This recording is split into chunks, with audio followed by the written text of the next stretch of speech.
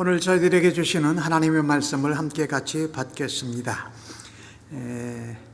디모데전서 1장 12절로 20절의 말씀입니다. 자리에서 모두 함께 일어나셔서 날 사랑하시면 찬송하시고 하나님 말씀 교독해서 받겠습니다. 날 사랑하신 날 사랑하신 날 사랑하신 성경에 쓰였네. 오늘도 기록된 하나님의 말씀을 읽을 때에 우리 모두에게 하나님의 사랑과 은혜와 생명의 음성이 생생하게 들려지고 우리 영혼에 새겨지기를 간절히 바랍니다.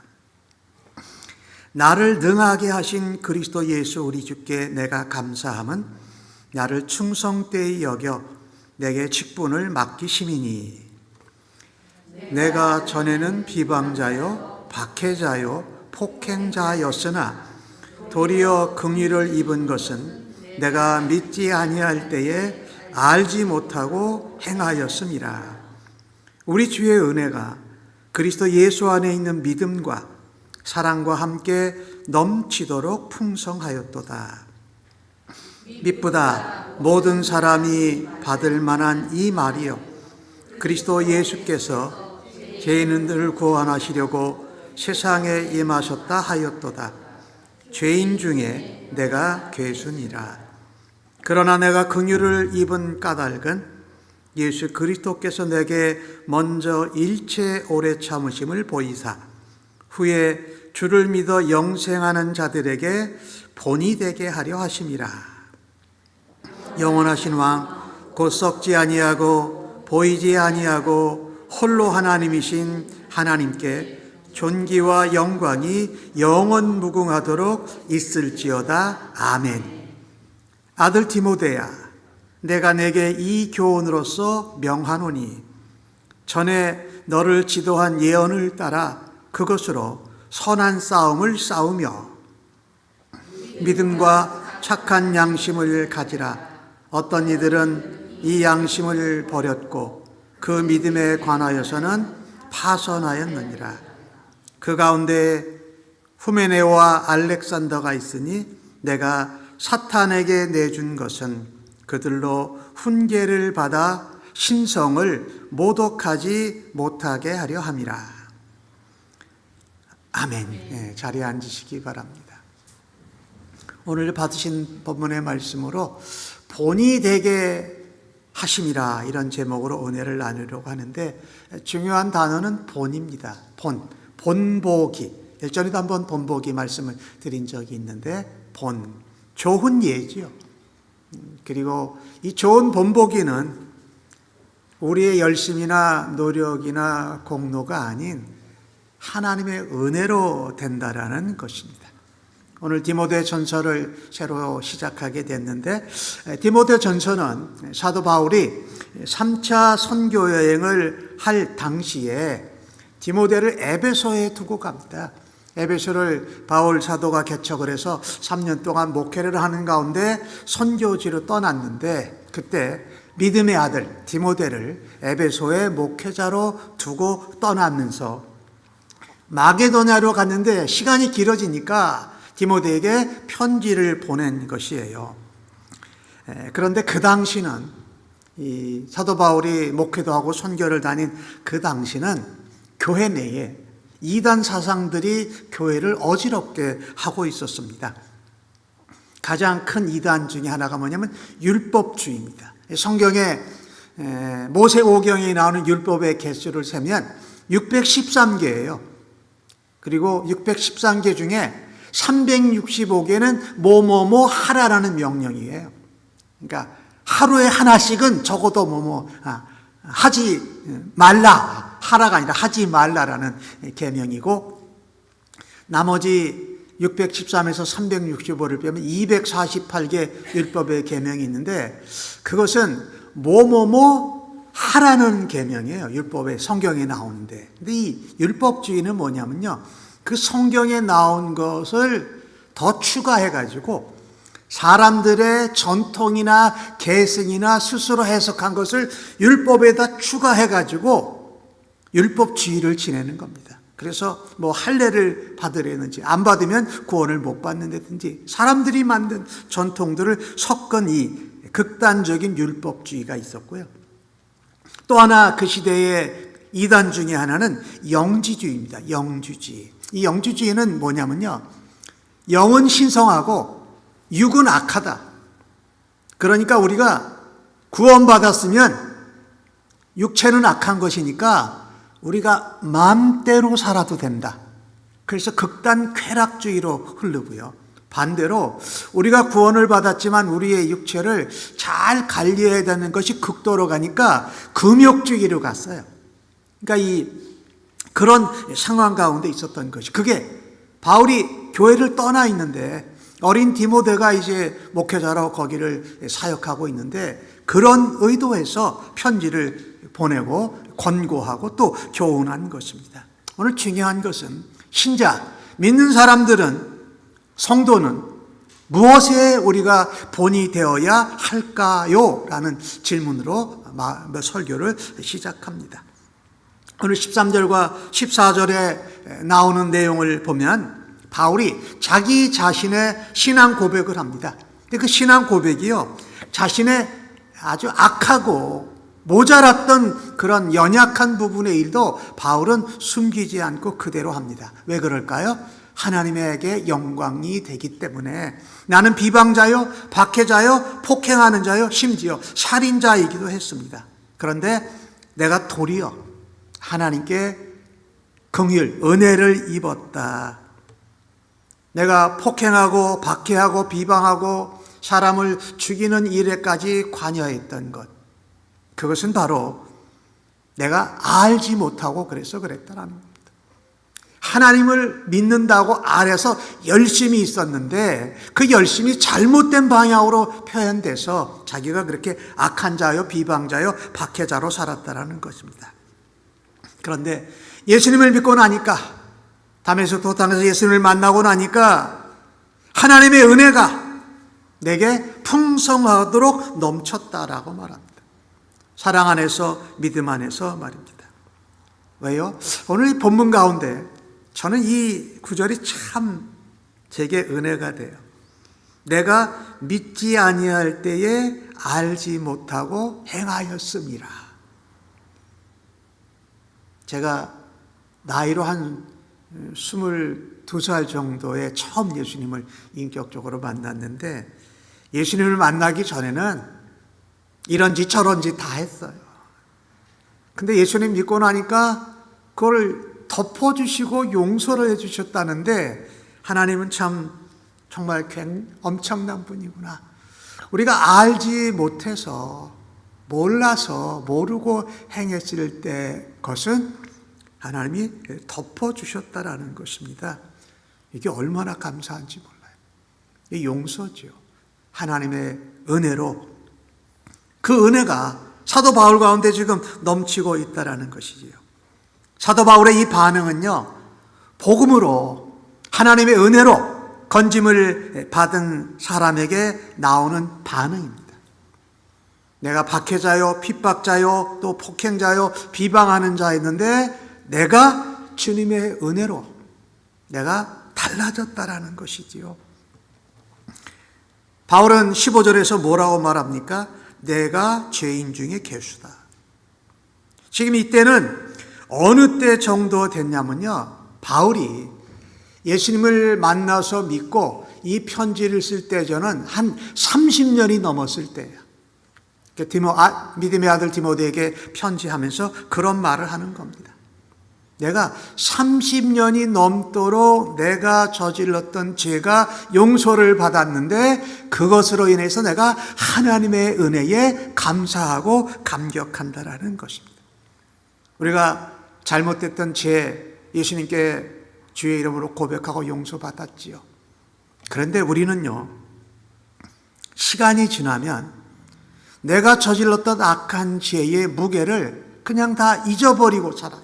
오늘 바울은 35년 가까이 됐는데도 그 죄에 죄책감이 있다라는 것이 아니라 하나님의 은혜가 크다라는 것을 이야기하고 있는 것이지요.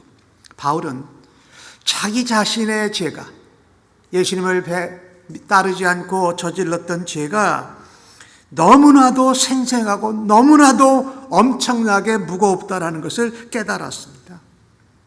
그래서 30여 년이 지난 후에도 이 세상에서 나보다 더 악한 죄인은 없다라고 할 정도로라고 생각했다라는 것입니다. 성령님께서 바울의 양심을 매일매일 일깨워 주신 것이지요. 그렇게 우리도 오늘 성령님의 매일매일 인도하심을 따라서 우리의 죄인 되었을 때의 그 잘못들, 죄를 용서받았지만 그것에 대한 하나님의 은혜가 엄청나게 큰지를 인정하고 알고 잊지 말고 살아가야 한다는 것입니다. 저도 예수님 안 믿을 때에 교회 나가는 사람들 욕을 많이 했어요. 친구 중에 교회 가면은 교회 못 가게 그냥 만들어 놓고, 그거 다 나쁜 짓이죠. 악한 짓들이죠. 하나님을 대적하는 줄도 모르고. 그런데 은혜를 받고 나니까 그때 친구들한테 그렇게 못되게 굴었던 거, 그리고 저를 그런데도 복음으로 전도하려고 데려갔던 친구, 그 얼굴들이 막 기억이 나요. 지금도 그 친구 중에 한 분은 저보다 먼저 목사가 됐는데 지금도 저한테 매일 자기가 아침 묵상한 거, 새벽 기도한 거를 저한테 보내줘요. 이 하나님의 은혜가 넘치는 거지요. 그래서요, 우리가 암만 나쁜 사람이어도, 암만 악한 사람이어도 제멋대로 살고 하나님 대적하다가 복음을 듣고 우리의 죄를 깨닫게 되면, 예수님이 십자가에서 베푸신 사랑과 은혜가 얼마나 큰지를 날마다 감격하며 살아야 할 것입니다. 주님의 은혜는 우리의 죄악이나 우리의 잘못보다, 우리의 연약함보다 엄청나게 크다라는 것입니다. 오늘 바울을 보면은요, 아마 바울은 죽기 때까지 그랬을 거예요. 자신의 죄의 무게를 아는 은혜로 본이 되어야 한다는 것입니다. 오늘 바울을 보면 그래요. 우리는 옛날에 잘못하고 악화된 거는 용서받았으니까 다 그것을 베풀어주고 덮어주신 은혜를 잊어버릴 때가 참 많다라는 것이죠. 성도는요, 자신의 죄의 무게를 아는 은혜를 다른 사람들 가운데 본을 보이면서 살아가야 됩니다. 그게 뭡니까? 은혜지요. 1번 눌러주세요. 참 우리가 무게를 물론 용서받았지만 그것을 새까맣게 잊어버릴 때는 나를 덮어주시고 나를 긍휼히 여겨주신, 용서해 주신 하나님의 은혜를 잊어버리기 쉽다라는 것입니다. 어느 할머니가 계셨어요. 17살에 시집을 갔어요. 남편이 만주로 징용되어서 갔어요. 아주 오래전 이야기지요. 그래서 어쩔 수 없이 친정집으로 돌아왔어요. 근데 그때는 나무 껍데기를 벗겨먹고 살던 시대라 친정집도 형편이 어려운 거예요. 그러니까 시집간 딸이 온 것이 반갑긴 하지만 불편한 거지요. 여러 친정 식구들의 눈치를 보고 있는데 아이를 낳게 됐어요. 임신해서 아이를 낳게 됐는데 쌍둥이를 낳게 됐어요. 근데 먹는 것이 없으니까 두 아이한테 젖을 충분히 먹이지 못한 거예요. 한 아이가 죽었습니다. 근데 그때 여인이, 내가 하나님이 내게 두 아이를 주셨는데 내가 제대로 먹이지 못해서 한 아이를 죽였다라는 죄책감을 가지고 평생을 사셨어요. 나이가 많이 들어서 할머니가 되었을 때에 출석하는 교회의 목사님이 그 할머니의 자기가 아이 하나를 죽였다라는 그런 죄책감을 가지고 살았는데 목사님이 이렇게 기도를 해주셨어요. 하나님은 예수님을 통해서 자식 죽인 어머니의 죄를 용서하셨습니다. 그 죄를 다시 기억하지 않으십니다. 그리고 하나님의 딸로 삼아 주셨습니다. 라고 그 할머니를 축복한 거예요. 할머니는 그 말씀을 듣고 통곡했습니다. 왜요? 십자가의 은혜, 속죄의 복음으로 회복함을 얻고 그때부터 웃으면서 지내셨다 그래요. 왜 이게 참 우리가 저질렀던 죄의 무게, 예수님 없이 하나님 없이 살았던 그런 죄의 무게가 엄청나게 크다라는 것이요. 그걸 하나님의 은혜로 십자가의 복음으로 덮어주셨다라는 거예요. 그런데 하나님의 은혜로 구원받고 나서는 우리의 삶 가운데 벌어지는 일들을 우리는 상황이나 환경을 보고 그때그때 하나님의 은혜를 평가하고 판단합니다. 일이 잘 되면 하나님이 나를 사랑하시나 보다. 일이 잘 안 되고 고통과 어려움이 있으면 왜 하나님이 나한테 이렇게 힘들게 하시냐 하면서 하나님의 은혜와 사랑을 의심하곤 하지는 않느냐라는 것입니다. 오늘 바울이 디모데에게 이 편지를 보내면서 강조한 것은 이겁니다. 자기의 삶을 통해서 죄사함의 용서를 받는 것보다 더 큰 은혜는 없다. 속죄함을 받는 것이 우리가 누리는 복 중에 복이라고 하는 것을 여러분 확신하시고 내가 하나님 없이 살았던 또 하나님 몰라서 행했던 그 죄의 무게를 덮어주신 하나님의 은혜와 긍휼을 기억하시면서 살아갈 수 있기를 간절히 바랍니다. 오늘 사도 바울은 12절에서 뭐라고 말합니까? 그런데 그분이 나를 능하게 하셨다. 그런 비방자, 핍박자, 또 폭행자인 나를 예수 믿고 충성되이 여겨서 내게 이방인의 사도라는 직분을 주셨다라는 것입니다. 참 우리가 바울처럼 날마다 기억하고 우리 죄의 무게를 용서받았지만 인정하고 고백할 수 있으면 좋겠어요. 이런 죄인에게 충성되이 여기셔서 직분을 맡겨주시고 그러면 어떻게 돼요? 감사해야지요. 그러니 항상 감사하라는 성경의 말씀이 맞다라는 거예요. 우리에게 사명을 주시고 직분을 주신 것을 최선을 다해서 끝까지 충성스럽게 여겨주셨으니까 충성스럽게 감당해야 할 줄로 믿습니다. 제가 이분 책을 좋아해서 책꽂이에 여러 권이 꽂아져 있는데 그 찰스 콜슨이라는 분 아시죠? 옛날 그 닉슨 대통령 시절에 보좌관을 지냈던 사람이지요. 근데 이제 대통령하고 가까우니까 특별히 컬럼니스트고 정치 해설가고 이러니까 아주 어려운 문제를 잘 숨겨서 해결하는 해결사였어요. 근데 그때 그 워터게이트 호텔 불법 도청 사건이 생기잖아요. 이것을 해서 유죄 판결을 받거든요. 감옥에 들어가서 그분은 감옥에 있는 친구들의 도움을 받아서 복음을 듣습니다. 그리고 우리가 잘 아는 C.S. 루이스의 순전한 기독교 그 책을 읽으면서 완전히 회심을 하게 됩니다. 그리고 그가 그 있는 감옥에서 죄수들에게 자기 동료들에게 복음을 전합니다. 나중에 나오고 나서 감옥에 있었던 그 재소자 선교회를 설립하고 감옥에서 복음을 전하는 일을 감당합니다. 그가 감옥에도 갔다 왔고 감옥에서 복음을 들었고 복음을 또 전하면서 나와서도 재소자들에게 계속 복음을 전하는 일을 합니다. 그래서 종교계 노벨상이라고 그러죠. 템플턴 성을 수상하게 됩니다.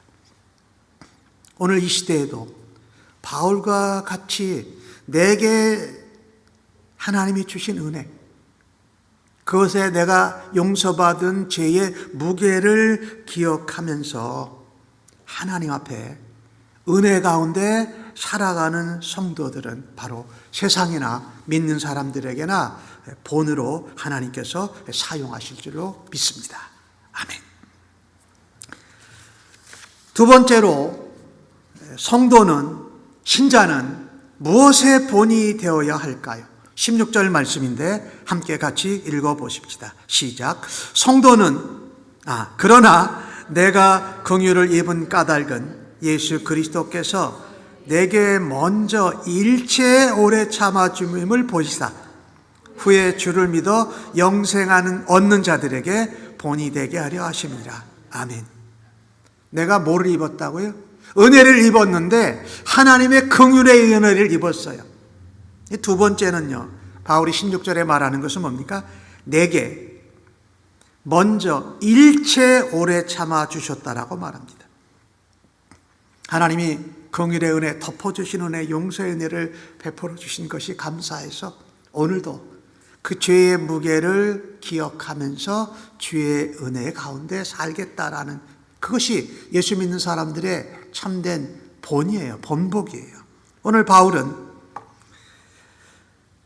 예수 믿는 사람들에게 신뢰, 본보기가 되도록 하기 위해서 내게 주님이 먼저 일체 참아주셨다. 옛날 얘기 물어보지 않으셨다는 거지요. 바울이 변화될 때까지도 계속 참아주셨다는 것이지요. 나 같은 사람이 아라비아 사막에도 가보고, 나 같은 사람이 바나바와 함께 교회에서, 또 안디옥 교회에서 통역하고, 에베소 교회도 목회하고 개척하고, 빌립보 교회 루디아도 개척하고, 이런 일들을 보면서 하나님이 나 같은 자를 사역자로, 사명자로 부르신 이유가 있구나라고 생각한 것입니다. 오늘 디모데에게 그 얘기를 하는 거예요. 믿는 자들에게, 영생 얻는 자에게 본이 되게 해라. 믿는 자들에게 본이 되게 하고 안 믿는 사람에게는 말할 것도 없지요. 저는 예수님을 한 22살 정도에 믿었어요.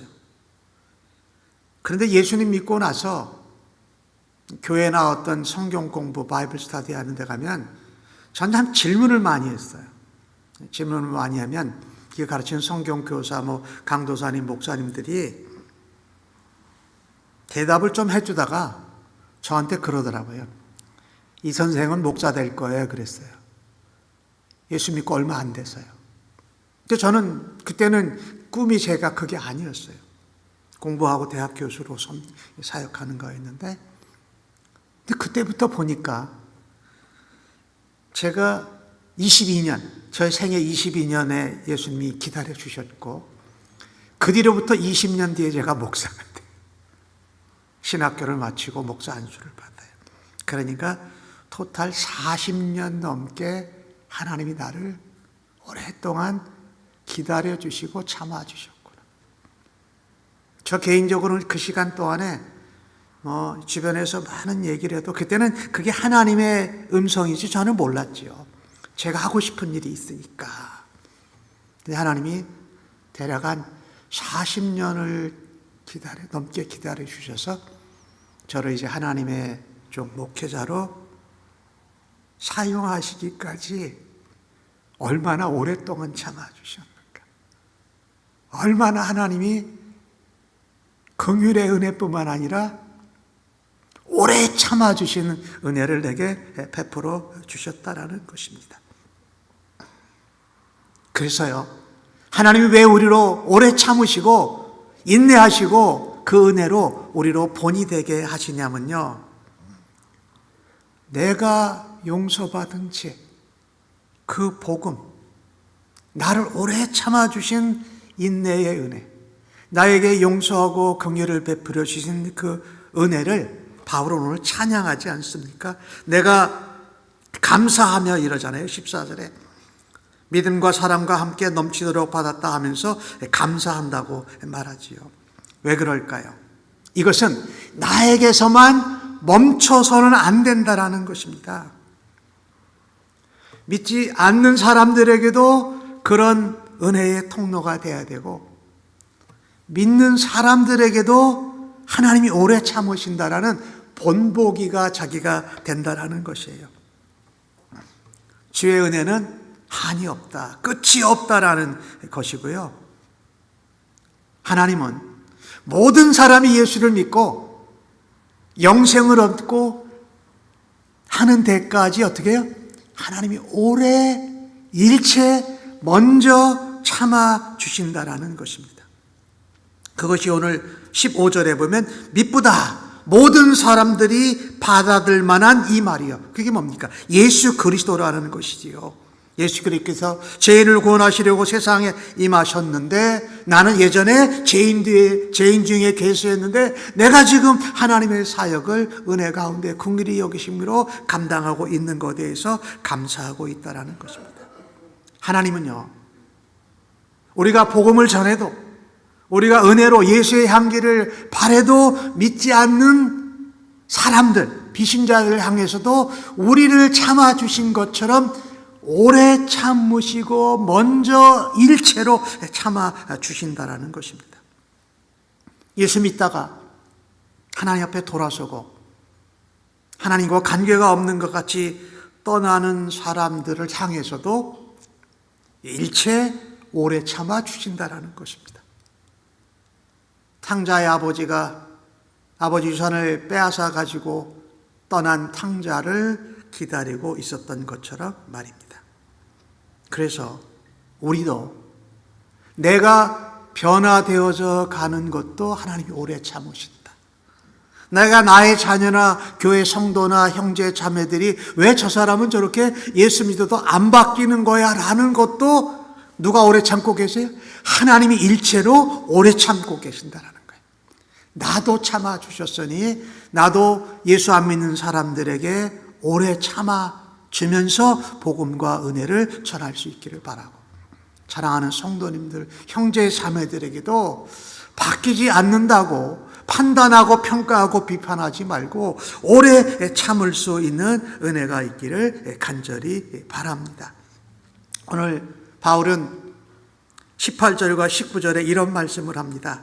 아들 디모데야, 내가 네게 이 교훈으로 명하노니.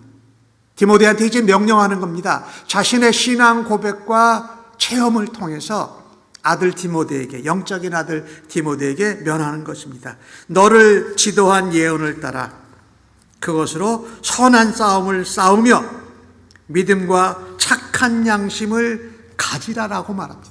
오늘 결론 부분이에요.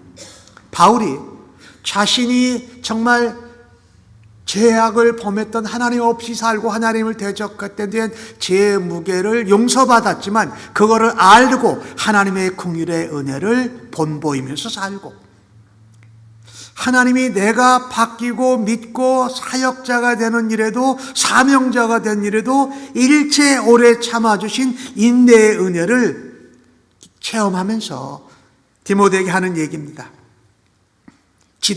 네가 지도한 예언을 따라. 이것은 디모데가 안수받을 때의 얘기죠.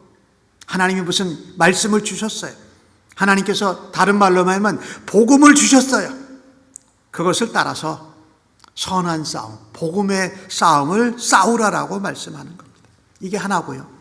두 번째, 오늘 바울 서도가 얘기한 결론 부분에서 믿음과 착한 양심을 따라서 복음을 지켜라. 이단 사설이나 극단 쾌락주의나 극단 율법주의나 극단 금욕주의 쫓아가지 말고 내가 들은 복음대로, 그 예언대로 믿음으로 착한 선한 양심으로 복음을 지켜라. 하나님의 몸된, 예수에게 몸된 교회를 지켜라라고 말씀하고 있는 것이지요. 그런데 오늘 본문 가운데 20절에 나오잖아요. 후메네오와 알렉산더 같은 자가 있으니 사탄에게 내어주었다. 그들로 훈계를 받아 신성 모독하지 않게 하려고. 근데 이 후메네오와 알렉산더는 이런 사람입니다. 디모데후서 2장 17절 2장에 나오는데, 후메네오는 이단, 다른 복음, 거짓 교훈을 가르친 자예요. 특별히 그는 뭐라고 얘기했냐면 예수님이 부활했으니까 부활은 지나갔다고 주장했습니다. 근데 그것을 성도들에게 예수님이 부활한 것으로 지나갔으니까 우리가 다시 예수님 오실 때에, 재림하실 때에 부활할 것을 믿지 않도록 해서 성도들을 혼란스럽게 했어요. 그러면서 교회에서 교사했어요. 후메네오가. 알렉산더, 정확하지는 않은데 이 사람은 바울에게 그 에베소에서 그 데메드리오 그 사건이 있잖아요. 에베소 그 광장에서 그 선동하는데 앞장선 사람입니다. 그러니 이 두 사람들은 자기들은, 그러니까 유대교 쪽이죠. 유대교, 이 사람은. 그런 사람들은 무엇을 버렸다고 오늘 본문에 말씀합니까? 양심을 버렸고, 선한 양심을 버렸고, 믿음에 관하여서는 파선했다라는 것입니다. 우리가 하나님께 받은 긍휼의 은혜, 하나님께 받은 오래 참아주시는 은혜를 믿음으로 받아들일 때에 우리가 본을 보이면서 하나님께 쓰임을 받을 수 있다라는 것입니다. 후메네오와 알렉산더는 선한 양심을 버린 자입니다. 믿음에서 파선된 사람의 경우를 직접 이야기합니다. 근데 그들을 징계해서 교회에서 쫓아보내려고 한 것이 아니라 그들이 기회를 받아서 다시금 하나님을 신성모독하지 않고 돌아올 수 있는 기회를 준 것이라고 바울이 말하고 있습니다. 여러분, 우리가 살아가면서 양심을 지키는 게 얼마나 중요한지 몰라요. 양심. 뭐 누가 해라 말라 법으로 도덕으로 윤리로 이렇게 세우기 전에 하나님이 우리에게 선한 양심을 주셨어요. 근데 예수님 믿기 전에는 그거 잃어버리고 양심과 상관없이 살 때도 많았지요. 근데 예수 믿는 사람들은 믿음으로 살아야 하는 것과 동시에 오늘 바울이 강조하고 있는 것처럼 선한 양심으로 살아야 됩니다. 내가 양심을 가지고 있어도 화인 맞은 양심도 있고, 양심을 내가 좋아하는 거, 내가 원하는 거, 필요에 따라 하는 양심만 발동하는 그런 양심도 있잖아요. 12살 된 아들이 아버지하고 호수로 낚시를 갔어요. 그런데 이 아들이 낚싯대를 던졌는데 얼마 안 있다가 낚싯대가 휘어집니다. 그러니 애가 12살짜리가 얼마나 흥분했겠어요. 아버지는 이제 걔가 하고 있는 걸 봤는데 힘을 써가지고 고기를 올렸어요. 그런데 여러분, 농어라는 고기가 큰 거 아시죠? 그냥 펄뚱만한 농어를 애가 붙잡은 거예요. 근데 아버지는 그때 그 회중 전등으로, 손전등으로 시계를 보니까 10시예요. 근데 거기 경고판에 보니까 농어 낚시는 밤 12시부터 됩니다. 그러니까 애가 밤 10시에 그것을 잡았으니까 잡아서는 안 되는 것을 잡은 거예요. 그래서 아버지가 그걸 보고선 야, 12시부터 농어를 잡을 수 있다 그랬더니 애가 이제 깜짝 놀란 거죠. 농어는 잡았는데 아버지 그 말은 뭐예요? 놓아주라는 얘기죠. 그러니까 얘가 아버지 안 돼요 그랬어요. 그랬더니 아버지가 뭐라 되면 12시에 다시 농어를 잡으면 되지. 걔가 아버지 얼굴 한번 보고 잡은 농어 보다가 할 수 없이 농어를 놓아줘야 되는 상황 가운데 둘러봤어요. 주변에 다른 낚시꾼이 있나 없나, 그리고 무슨 감시하는 그런 차가 있나 없나, 없어요. 또 아버지 얼굴을 봤어요. 근데 아버지 얼굴은 아까 말할 때랑 똑같았던 거지요. 12살짜리 소년이 아버지가 뭔 얘기를 하는지 말은 안 하는데 얼굴만 봐도 안 거예요. 어쩔 수 없이 농어를 놓아줬어요. 이 어린아이의 마음 가운데 뭐가 있었습니까? 선한 양심이 발동이 잘 안 됐던 거죠. 왜? 농어 때문에. 아버지는 12시니까 12시에 우리가 해야 된다. 나중에 이 아들이 컸어요. 자기 아이들을 데리고 호숫가를 갔습니다. 그때 이후로 이만한 농어를 본 적도 없고 잡아본 적도 없어요. 아이들이 낚시하고 있는 모습을 보면서 낚시할 때마다 아버지의 얼굴이 떠올랐다는 거예요. 그러면서 이 어른이 된 아들이 아버지가 옳았습니다. 아버지가 선한 양심대로 행할 때 그것이 그 아들에게 어떤 영향과 본보기를 줄 것을 알았던 것이지요.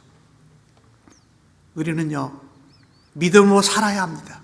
그러는 믿음으로 살 때에 동시에 하나님이 주신 선한 양심대로 살아야 하는 것입니다. 오늘 바울은 후메네와 알렉산더 얘기를 하면서 같이 얘기를 하고 있잖아요. 믿음으로 산다고 하면서 법을 어기거나 믿음으로 한다고 하면서 악을 행해서는 안 되고 우리에게 주신 또 다른 하나님의 은혜, 선한 양심으로 살 수 있는 은혜가 있기를 간절히 바랍니다.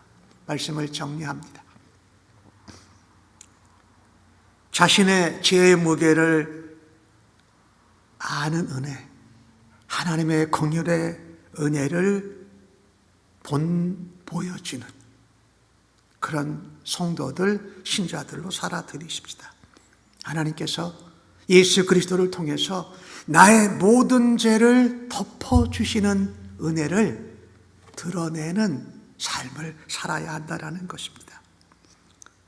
누구보다도 우리 주님은 나를 향해서 일체 오래 참으시는 긍휼의 은혜를 보여주셨습니다. 그게 오늘 내 모습이라는 거죠. 그 본을 드러내는 사람으로 나도 예수 안 믿는 사람, 내가 별로 좋아하지 않는 사람, 그런 사람들을 통해서도 오래 참으셔서 하나님이 변화시켜 주실 때까지, 안 믿는 사람들도 복음을 안 듣고 막 나쁜 짓 뺑소니 쳐도 하나님 오래 참으시는 것 같이 우리도 오래 참고 복음을 전하고 사랑할 수 있기를 간절히 바랍니다. 주중에 제가 마음이 많이 불편했어요. 그 수련회를 갔던 그 크리스천 캠프를 갔던 아이들이 참으로 갑작스럽게 세상을 달리했다라는 것이 힘든데, 그 8살짜리 여자아이들이었어요. 많이 세상을 떠난 아이들이. 근데 이게 무슨 일일까? 아이들이 크리스천 수련회 캠프를 갔다가 갑자기 이 물이 불어서 세상을 떠나게 될까? 근데 저는 그게 이렇게 느껴지더라고요. 8살짜리 아이들이 뭘 많이 하나님의 은혜를 알았겠습니까? 많은 그들이 여름 휴가철에 크리스천 캠프 수련회를 참석하면서 세상을 달리한 그 아이들을 보면서 저는 마음에 그런 생각을 했어요. 쟤들도 선교사다. 쟤들도 복음 전도자다. 하나님 말씀 듣고자, 하나님 은혜 받고자 갔다가 생을 달리했지만 저한테는 그렇게 안타까우면서 저들은 하나님 본보기를 보여줬습니다. 그렇게 살지 않았습니까? 라고 생각이 돼요.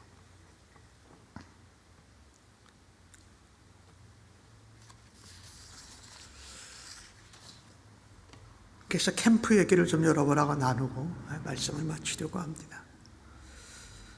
중학생들을 대상으로 하는 여름 수련회 캠프에 뇌성마비를 앓고 있는 장애자죠. 빌리라는 애가 참석했어요. 중학생들, 이렇게 장애자, 어려운 애들 보면은 괴롭히잖아요. 약 올리잖아요.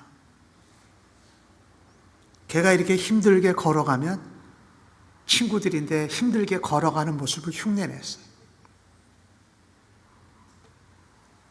그리고 걔가 빌리가 말을 잘 제대로 못하니까 저는 흉내낼 수는 없지만 작업실로 가려면 어디로 가야 하니 이렇게 말을 다 한꺼번에 못하는데 그 어설프고 더듬거리는 말투를 친구들이 흉내내고 이렇게 대답해 줍니다. 이쪽으로 가면 돼. 이러면서 막 애들이 웃은 거예요. 근데 그 수련회 캠프에서 아침마다 말씀 묵상을 하는데 그 아침에 묵상한 것을 발표하는 시간이 목요일 날에 있게 됐는데 예상치 못한 일이 나타났어요. 뭐냐면 그 방에 같이 한 친구들이 이 뇌성마비 걸린 빌리를 아침 묵상 발표자로 선정한 거예요. 내보낸 거죠. 빌리를 앞에 세워놓고 놀리려고 한 중학생들의 마음, 착한 마음은 아니죠. 그런 마음들이 중학생들한테도 있거든요. 그런데 빌리가 어렵게 걸어서 앞으로 나갔어요. 그리고 딱 8가지 단어만 얘기를 했어요. 8가지. 근데 그 단어 말하는데 5분이 걸렸어요. 5분. 예수님이 저를 사랑하세요.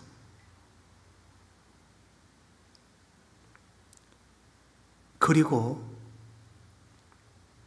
저도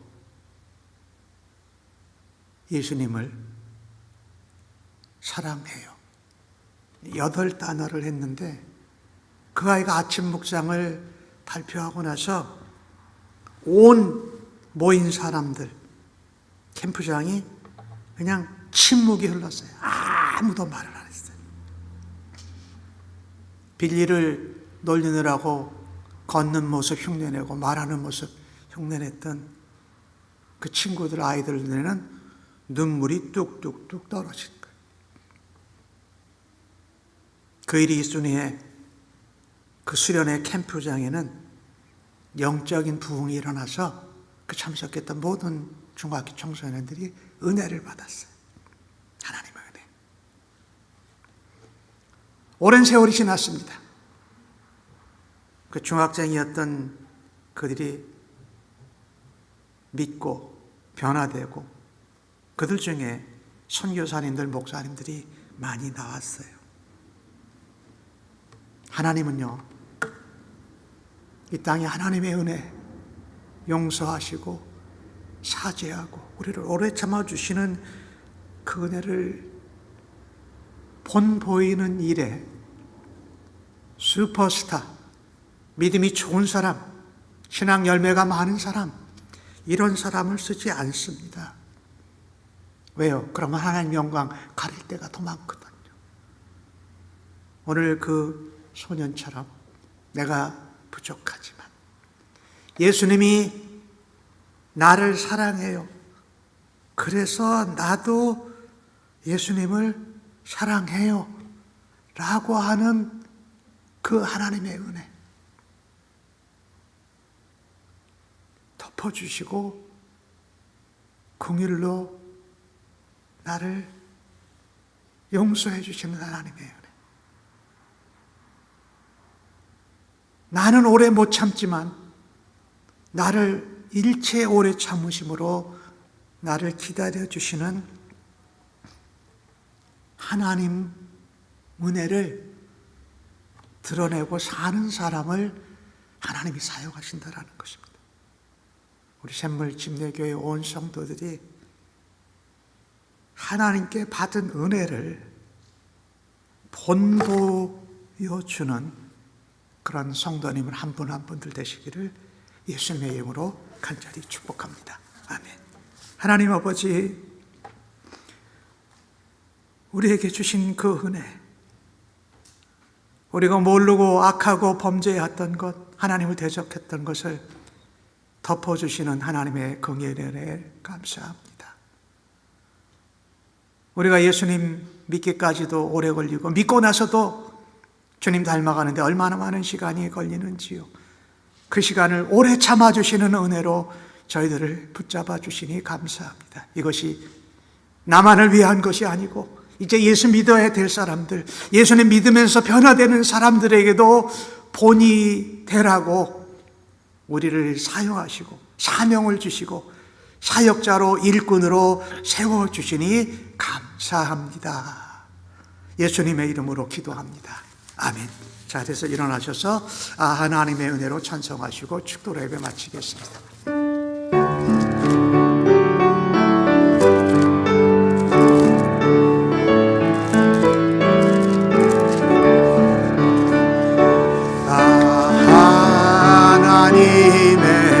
은혜로 있을 데 없는 자 왜 구속하여 주는지 난 알 수 없도다. 내가 믿고 또 의지함은 내 모든 형편 아시는 주님 늘 보호해 주실 것을 나는 확실히 아네. 왜 내게 굳세 믿음과 또 복음 주셔서 내 마음이 항상 변한지 난 알 수 없도다. 내가 믿고 또 의지함은 내 모든 형편 아시는 주님 늘 보호해 주실 것을 나는 확실히 아네. 왜 내게 성령 주셔서 내 마음을 감동해 주 예수 믿게 하는지 난 알 수 없도다. 내가 믿고 또 의지함은 내 모든 형편 아시는 주님 늘 보호해 주실 것을 나는 확실히 아네. 주 언제 강림하실지 옥밤에 홍낮에 또 주님 만날 그곳도 난 알 수 없도다. 내가 믿고 또 의지함은 내 모든 형편 잘 아는 주님 늘 구해 주실 것을 나는 확실히 아네. 하나님, 부족한 저희들을 주의 은혜로 주의 오래 참으심으로 구원해 주셔서 감사합니다. 구원받은 것으로 끝나지 아니하고 하나님의 은혜를, 하나님의 긍휼을, 하나님의 오래 참으심을 복음으로 전하고 사랑으로 나누며 주님의 몸된 교회와를 지키고 하나님 나라를 전하는 일에 저희들을 사용하여 주시니 감사합니다. 이제는 우리 주님 예수 그리스도의 은혜와 아버지 하나님의 무한하신 사랑하심과 성령님의 위로 교통 충만 인도 역사하심이 주님의 은혜를 드러내는 본보기의 삶을 우리의 삶 가운데 살아 드리겠노라고 예배하고 결단한 주의 백성들 심령 위에, 저들의 자녀들 위에, 가정과 섬기는 일터, 사업체, 학업의 현장 위에 영원토록 함께 계실지어다. 아멘.